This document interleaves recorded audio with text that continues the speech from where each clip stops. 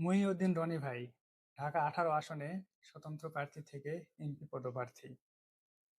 আমরা এটা সবাই চাই যে এক হাদি মারা গেছে, আরো ১০০ হাদি বাংলাদেশে তৈরি হোক। আর এই ঢাকা ১৮ আসনটা হচ্ছে এয়ারপোর্ট, খিলক্ষেত, উত্তরার আরো কিছু অঞ্চল নিয়ে। এখন সবচাইতে মজার বিষয় যেটা, সেটা হচ্ছে মহিউদ্দিন ভাই কেন এই ঢাকা ১৮ আসনকেই টার্গেট করেছেন।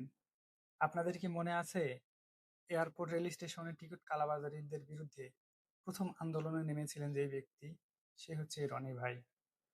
শুধু আন্দোলনে নেমেছিলেন তা না, সে কিন্তু দীর্ঘদিন অনশন পর্যন্ত করেছিলেন এই টিকিট সিন্ডিকেট এবং কালোবাজারির জন্য। কিন্তু সে সেটা পেরে উঠে পারে নাই, যার কারণে সে, আমার মনে হচ্ছে, ১৮ আসন থেকে নির্বাচনের ঘোষণা দিয়েছেন। জানি না সে উঠতে পারবে কি পারবে না, তবে সে যদি উঠতে পারে তবে এয়ারপোর্ট রেল স্টেশনের টিকিট কালোবাজারির একটা কঠিন ব্যবস্থা করবে বলে মনে হচ্ছে। আপনাদের কি মনে হচ্ছে অবশ্যই তা কমেন্টে জানাবেন।